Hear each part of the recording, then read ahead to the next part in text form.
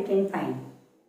Welcome to today's presentation, A Roadside Stand Part 2, written by Robert Frost and our topic from class 12th. I, Manju Bhardwaj, working as lecturer in English, School Education Department Haryana, will explain you detailed summary of the poem and all the questions that are frequently asked in board exams. Students, हमने part 1 में बहुत अच्छे से इसकी detailed explanation कर ली थी। साथ ही साथ हमने पोएटिक डिवाइसेस भी डिस्कस किए थे और न्यू वर्ड्स भी बहुत अच्छे से कर लिए थे।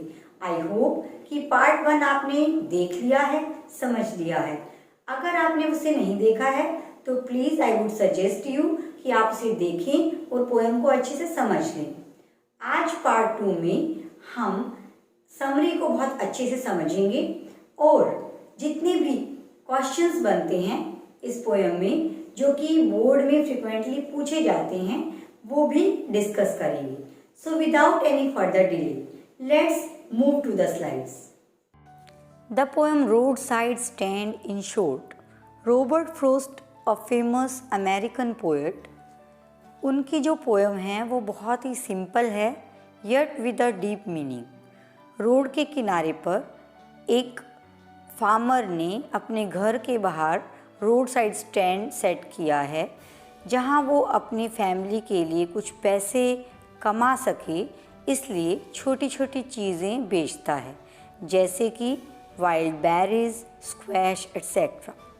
बड़ी बड़ी कार में सिटी पीपल आते जाते रहते हैं पर कोई भी वहाँ रुकता नहीं उसका सामान खरीदने के लिए। वहाँ कुछ लोग अपने बेनिफिट के लिए फार्मर को एक्सप्लॉइट करते हैं, इसलिए पोएट सोचते हैं कि एक ही झटके से विलेज पीपल को उनके दुखों से मुक्त कर दिया जाए।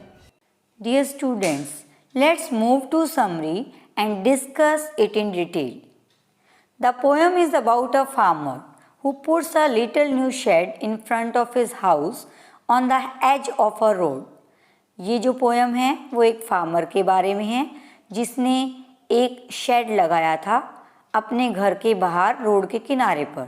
Several thousands of cars sped past it. बहुत सारी गाड़ियाँ वहाँ से जाती है।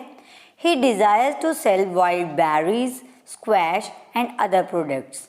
वो चाहता था कुछ वाइल्ड बेरीज, स्क्वैश और दूसरे प्रोडक्ट वहाँ पर उनको बेचना चाहता था। He does not like charity, भीख नहीं मांगता था, उसे चैरिटी पसंद नहीं थी, बल्कि वो अपना सामान बेचकर कुछ अपना मनी कमाना चाहता था। He tries to sell his products for money only. He believes that money can give him a better life style as he saw in the movies. उसे ये विश्वास था कि मनी के द्वारा वो जैसे कि मूवीज़ में लाइफस्टाइल दिखाई जाती है वैसा लाइफस्टाइल वो खुद का भी बना सके। However his hopes are never fulfilled, लेकिन उसकी उम्मीदें कभी भी पूरी नहीं हुई। People in the car go past without even giving a cursory look at his stall. वहाँ से जो लोग जा रहे थे वो उसके स्टैंड की तरफ देखते भी नहीं थे। And if few of them happen to look at it, और अगर उनमें से कुछ देख भी लेते थे, they see how the letters N and S had been turned wrong. वो सिर्फ यही देखते थे कि किस तरह से नॉर्थ एंड साउथ डायरेक्शन दिखाने वाला लेटर रोंग टर्न किया गया है। They believe that such badly painted science spoil the beauty of the country side, कि ये जो बैडली पेंटेड साइन बोर्ड है इसने कंट्री साइड की ब्यूटी को ही स्पॉइल कर दिया है, खराब कर दिया है। Nevertheless a few cars did stop, कुछ गाड़ियाँ वहाँ रुकती भी है। One of them desire to take a U turn, उनमें से एक जो रुकती है वो सिर्फ यू टर्न लेने के लिए, वहाँ से मुड़ने के लिए वहाँ रुकती है। It came in to the farmer's yard and spoiled the grass, वो फार्मर के यार्ड में आती है और यू टर्न की प्रोसेस में वहाँ की ग्रास को ख़राब कर देती है, घास उखाड़ देती है। Another car stop to know the way. एक और गाड़ी रुकती है और वो वहाँ सिर्फ रास्ता पूछने के लिए रुकती है। And one of them stopped as it needed petrol. एक और गाड़ी रुकती है, पर वो क्या उसकी चीज़ें खरीदने के लिए नहीं रुकती, वो क्या करने के लिए रुकती है, वो पेट्रोल उसे चाहिए इसलिए रुकती है। Though it was quite evident that the farmer did not sell petrol. हालांकि उसे पता था कि फार्मर जो है वो पेट्रोल नहीं बेच रहा, वो अपने फार्म प्रोडक्ट्स ही वहाँ बेच रहा है। The poor village people had little earnings. They have not seen much money. ये जो पुअर विलेज पीपल हैं, बहुत कम अर्निंग होती है उनकी, उन्होंने ज़्यादा पैसा कभी देखा नहीं है। They lead a life of poverty. वो हमेशा गरीबी भरी जिंदगी जीते आ रहे हैं। It is known that some good doers plan to remove their poverty. ये समाचार आया है कि कुछ गुड डूअर्स प्लान कर रहे हैं कि वो उनकी गरीबी को दूर कर देंगे। They aimed to buy their property on the road side to build theatres and stores. वो सोच रहे हैं कि उनकी जो प्रॉपर्टी है, रोड साइड की जो प्रॉपर्टी, उसे खरीद लेंगे और वहाँ पर थिएटर्स एंड स्टोर बना देंगे। They plan to shift the villagers into the village huddled together. और वो ये भी प्लान कर रहे हैं कि उनके लिए अलग से विलेज बनाए जाएंगे जहाँ पर उन्हें बसा दिया जाएगा। They wished to teach them the ways that could change their good and healthy habits. वो ये भी चाह रहे हैं कि उन्हें ऐसा सिखाएंगे जिससे कि उनकी अच्छी आदतें जो हैं वो बदल जाएगी। They even aimed to teach them to sleep during the daytime.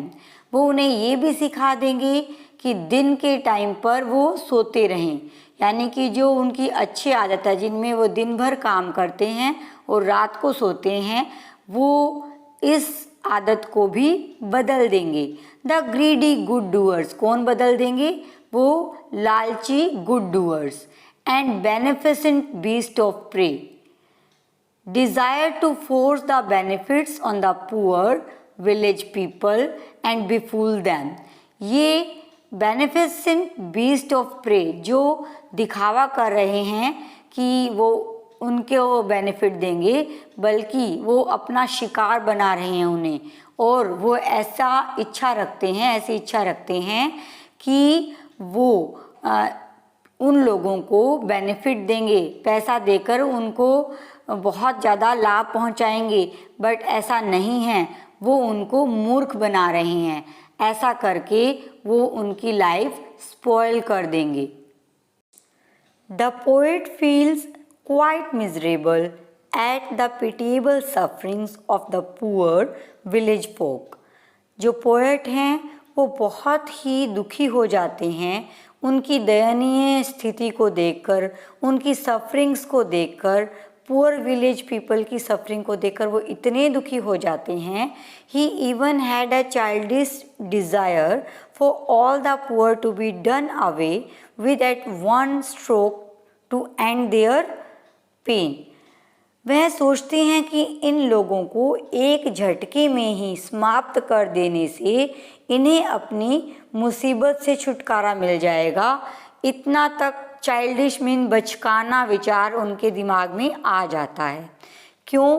क्योंकि बार बार गाड़ियां आ रही है, वो बेचारा जो फार्मर है वो पूरे दिन से बैठा हुआ है, वेट करता है कि कोई गाड़ी रुकेगी और उसका सामान खरीदेगी। लेकिन ये जो विलेज सिटी पीपल हैं वो इतने निर्दयी हैं, इतने कंजूस हैं, उनके पास इतना पैसा है फिर भी वो कुछ भी खरीद नहीं रहे हैं। तो इससे दुखी होकर ये बचकाना थॉट उनके माइंड में आता है। But he knew that it is childish and when. लेकिन वो ये जानते हैं कि बचकाना है और व्यर्थ है। So he desires that someone relieves him of his pain by killing him.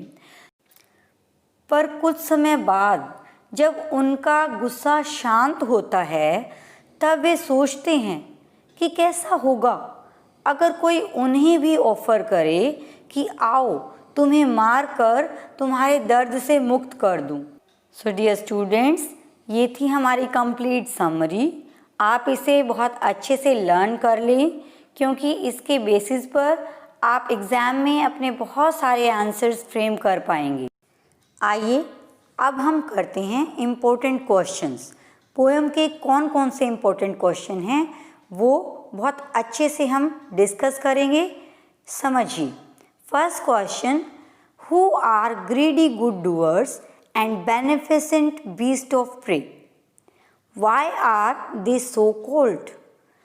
Greedy good doers and beneficent beast of prey, लालची गुड डूअर्स और शिकारी जानवरों जैसे लोग किन्हें कहा गया है, कौन है वो और उन्हें ऐसा क्यों कहा गया है, ये क्वेश्चन है। Answer is the developers are greedy good doers and beneficent beast of prey. Developers यानी कि ठेकेदार या जो बिल्डिंग बनाते हैं उनको ग्रीडी गुड डूअर्स या फिर बेनिफिसेंट बीस्ट ऑफ प्रे कहा गया है। दे apparently show that they are serving the poor villagers, but in fact they are earning a lot of money out of their land. वो ऐसा दिखाई देता है कि पुअर विलेज पीपल को सर्व कर रहे हैं, यानी कि उनको बेनिफिट पहुंचा रहे हैं, लेकिन सच्चाई ये है कि उनकी लैंड के थ्रू उनकी जो ज़मीन है वो लेकर वो बहुत बड़ी रकम खुद कमा रहे हैं, पैसे कमा रहे हैं। They pretend to be their beneficent but in fact they are hunting them. वो ऐसा दिखावा कर रहे हैं कि वो उनको लाभ पहुंचा रहे हैं, लेकिन असल में वो उनका शिकार कर रहे हैं, उनको नुकसान पहुंचा रहे हैं, अपनी जेबें भर रहे हैं। इसीलिए इन डेवलपर्स को, इन बिजनेसमैन को क्या कहा गया है? Beast of prey and greedy good doers. Next question, what is the childish longing that the poet refers to? Why is it vain? Robert Frost ने बचकानी इच्छा किसको कहा है? वह व्यर्थ क्यों है? The farmer's continuous wait for some of the cars to stop at his stand and buy his product is the childish longing referred to in the poem. Farmer जो है, किसान, जो कॉन्टिन्यूस ये वेट करता रहता है कि कोई गाड़ी वहाँ आकर रुकेगी और उसके स्टैंड से कुछ उसके प्रोडक्ट्स को खरीदेगी। ये इच्छा बचकाने इच्छा कही गई है। It is when because they never turn up. ये व्यर्थ इसलिए है क्योंकि कभी भी कोई गाड़ी आकर रुकती नहीं है और उसकी चीज़ें खरीदती नहीं हैं, इसीलिए ये सब व्यर्थ है।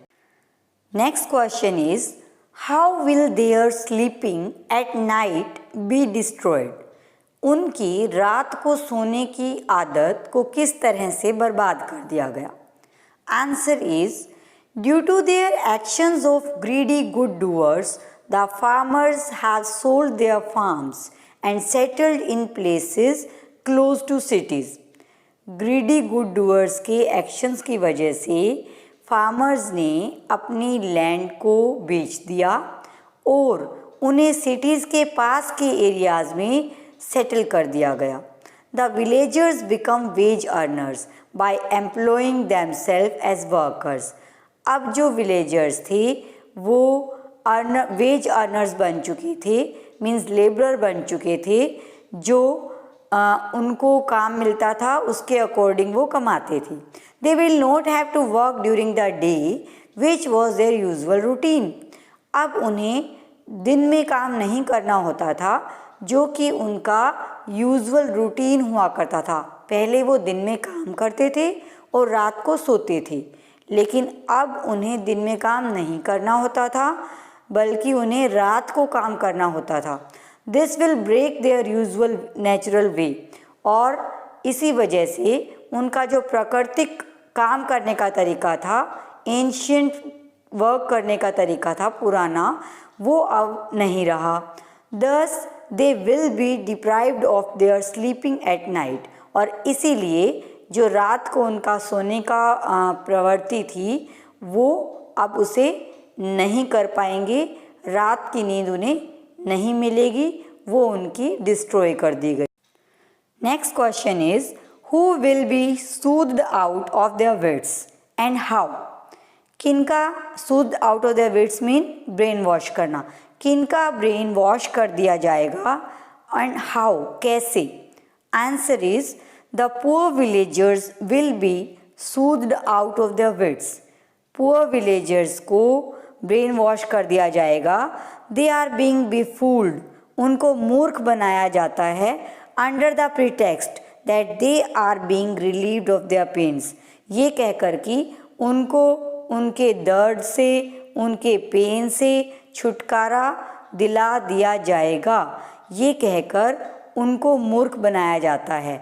इसलिए पुअर विलेजर्स हैं जिनको कि हम ब्रेन वॉश करते हैं, मीन सूद आउट करते हैं of their wits. Next question is what was the plea of the folk who had put up the road side stand. जिन लोगों ने रोड साइड स्टैंड बना रखा था उनकी रिक्वेस्ट क्या थी, प्रार्थना क्या थी। Answer is the plea of the folk who ran the roadside stand was that the people who passed by their stand should buy things from them whenever possible. उनकी रिक्वेस्ट ये थी, जिन लोगों ने रोड साइड स्टैंड बना रखा था उन लोगों की रिक्वेस्ट थी कि जब भी पॉसिबल हो तो सिटी पीपल उनसे उनका सामान खरीदे। For these poor people needed money, क्योंकि ये गरीब लोग भी चाहते थे कि कुछ पैसा कमा सकें, जिससे कि उनकी लिविंग स्टैंडर्ड जो है थोड़ा सा अपलिफ्ट हो सके। Why do people at the road side stand ask for the city money. अगले क्वेश्चन में क्या पूछा गया है कि जो रोड साइड स्टैंड बनाया गया वो लोग सिटी मनी के लिए क्यों मांग कर रहे हैं। Answer is The rural people running the roadside stand are poor and deprived. जो रूरल पीपल है यानी कि कंट्री पीपल, गांव के लोग जो कि रोड साइड स्टैंड चला रहे हैं वो गरीब हैं और वंचित लोग हैं। Unlike the people of the city. Unlike word का मीन क्या है, अनलाइक मीन विपरीत। द पीपल ऑफ सिटी, जो सिटी में रहने वाले लोग हैं उनके विपरीत। सिटी के लोगों के पास क्या है, पूरा पैसा भी है और सारी लग्जरीज भी है। They thus ask for city money so that they too can lead a life of happiness and prosperity. इसलिए वो सिटी मनी की डिमांड करते हैं ताकि वो भी खुशियों भरी और प्रोस्पेरिटी भरी ज़िंदगी जी सके। This much needed city money can give them the life that had been promised to them by the party in power.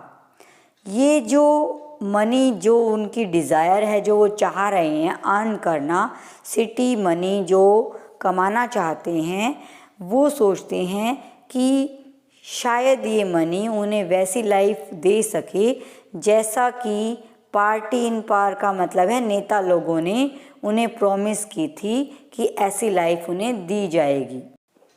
What does the owner of the roadside stand wait for and why? सड़क के किनारे बनाए गए stand के मालिक किसका पूरे दिन इंतज़ार करते रहते हैं।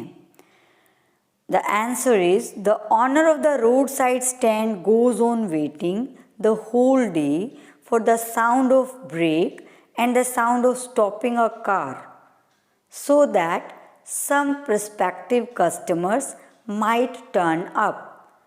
रोड साइड स्टैंड का जो मालिक है वो पूरा दिन वेट करता रहता है गाड़ियों के रुकने की, इसलिए वो जो ब्रेक लगाने पर साउंड आता है उसका वो इंतज़ार करता रहता है कि कोई गाड़ी रुकेगी और कोई कस्टमर आएगा जो उनकी सामान को खरीदेगा और उन्हें उसके बदले में पैसा मिलेगा, जिससे कि वो अपनी लाइफ को अच्छे से चला पाएंगी। नेक्स्ट क्वेश्चन को ज़रा ध्यान से समझिए बच्चों। देखिए, question is the city folk who drove through the countryside hardly paid any heed to the roadside stand or the people who ran it. City folk means शहर के जो लोग थे गाड़ी में जो आ रहे थे, who drove जो गाड़ी चलाकर आ रहे थे, through the countryside यहाँ गांव में, hardly paid any heed, heed mean ध्यान देना, attention पे करना, वो मुश्किल से ही उनके रोड साइड स्टैंड को के ऊपर ध्यान दे रहे थे। और the people who ran it, या फिर उन लोगों पर जो रोड साइड स्टैंड चला रहे थे। If at all they did, और अगर वो ध्यान देते भी थे, इट वॉज टू कंप्लेन, तो सिर्फ कंप्लेन करने के लिए, शिकायत करने के लिए। Which lines brings this out, poem की किस लाइन से आपको ये पता चलता है। What was their complaint about, और उनकी कंप्लेंट यानी कि शिकायत किस चीज़ के बारे में थी। आइए आंसर देखते हैं। The people who drove through the country side hardly paid any heed to the road side stand और the people who ran it, जो लोग गाड़ी में गांव के साइड ड्राइव करके आ रहे थे, वो मुश्किल से ही कोई ध्यान रोड साइड स्टैंड पे देते थे, या फिर उन लोगों पर देते थे जो कि रोड साइड स्टैंड चलाते थे। The following lines bring this out, ये जो लाइन आपको दिखाई गई है, इन लाइन से ये पता चलता है। कौन सी लाइन है, देखिए। The polished traffic passed with a mind ahead, or if ever aside a moment then out of sorts। और नेक्स्ट क्या पूछा गया था बच्चों, if ever they paid any heed, कि वो अगर ध्यान देते भी हैं, इट वॉज टू कंप्लेन, तो सिर्फ कंप्लेन करने के लिए। तो ये कौन सी लाइन से पता चलता है, the following line shows it. कौन सी लाइन्स हैं, all having the landscape marred with the artless paint of signs that with N turned wrong and S turned wrong। वो कहते हैं कि ये जो लाइन्स है ना, at having the landscape marred with the and artless paint, कि ये जो लैंडस्केप की ब्यूटी है वो जो उन्होंने अपने घरों पे पेंट कर रखा है वो बहुत ही आर्टलेस तरीके से किया हुआ है, और जो उन्होंने डायरेक्शन दिखा रखी है नॉर्थ एंड साउथ करके, वो भी उनकी रोंग शो कर रखी है उन्होंने। As these lines suggest the complaint is that people who ran the road side stand, और ये जो लाइन्स हैं ऊपर हमने दिखाई है आपको, ये क्या सजेस्ट करती है कि जो लोग रोड साइड स्टैंड चला रहे हैं, मार द लैंडस्केप, उन्होंने ब्यूटी ऑफ द लैंडस्केप को बिल्कुल खराब कर दिया है, मार कर दिया है। Their sign board seems a blot on the beauty of the nature, और उनका जो साइन बोर्ड है जो कि डायरेक्शंस दिखा रहा है वो धब्बा है। ब्लोट मीन धब्बा, धब्बा है ब्यूटी ऑफ द नेचर, प्रकृति की जो वहाँ पर ब्यूटी है उस पे एक धब्बा है। In their artless paint they give the room turns to the alphabets also, और जो उन्होंने आर्टलेस पेंट किया हुआ है उसमें उन्होंने डायरेक्शंस को भी गलत शो कर रखा है। तो ये इसका आंसर था। आई होप आपको समझ आ गया है। Moving to next question. Next question, what did the 3 cars stop at stand do, जो कार्स रुकी वहाँ पर उन्होंने क्या किया। Answer, the 3 cars that stopped at the stand did not purchase anything।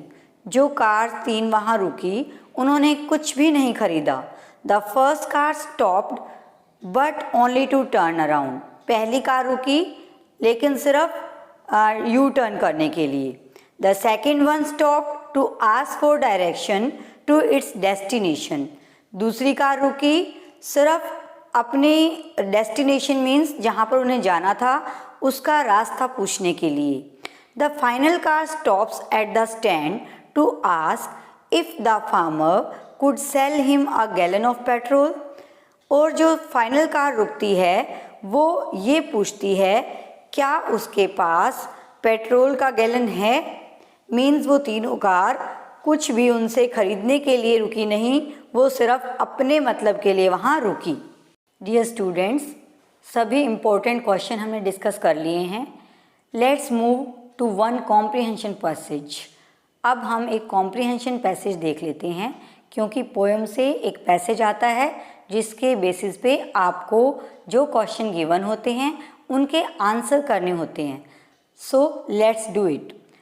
The Polish traffic passed with a mind ahead, or if ever aside a moment, then out of sorts, at having the landscape marred with the artless paint of signs that with an turned wrong and s turned wrong offered for sale wild berries in wooden quarts. तो हमने passage read कर लिया। Now on the basis of this comprehension we have to answer the question that follows. Question number 1. Who has written the poem? Poem को किसने लिखा? बहुत अच्छे से आपको पता है, Robert Frost has written this poem. Next question. What is the name of the poem? Name of the poem आपको बहुत अच्छे से याद हो चुका है, तो हमारी पोएम का नाम क्या है? The name of the poem is a road side stand. Next question. What did the Polish traffic pass along? The Polish traffic passed along the roadside stand. Polish traffic कौन सा था? जो हाई जनरेटरी पीपल थे, city people थे, उनकी गाड़ी के लिए पोलिश ट्रैफिक यूज़ किया गया था। तो वो कहाँ से जा रही थी? The Polish traffic pass along the road side stand. Road side stand के पास से वो गुजर रही थी। Next question. How did one who looked aside a moment feel?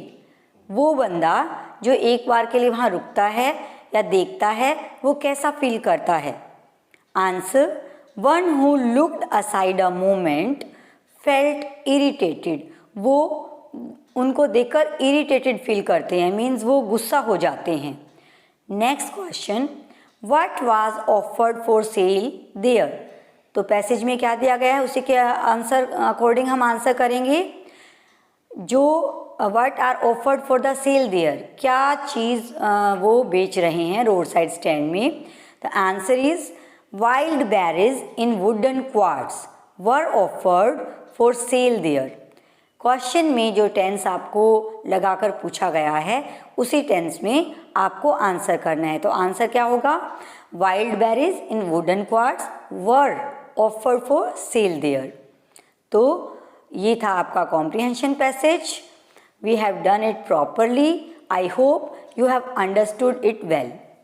So students, we have almost covered all the important questions of this poem. I hope आपको ये बहुत अच्छे से समझ आ गए हैं, समरी भी बहुत अच्छे से समझ आ गई है। तो अब आपके लिए होम असाइनमेंट है जो कि आपको अपनी नोटबुक में करनी है और अपने कंसर्न टीचर से चेक करवानी है। Questions are for the home assignment. First, what do the rich people who drive past the stand feel about it?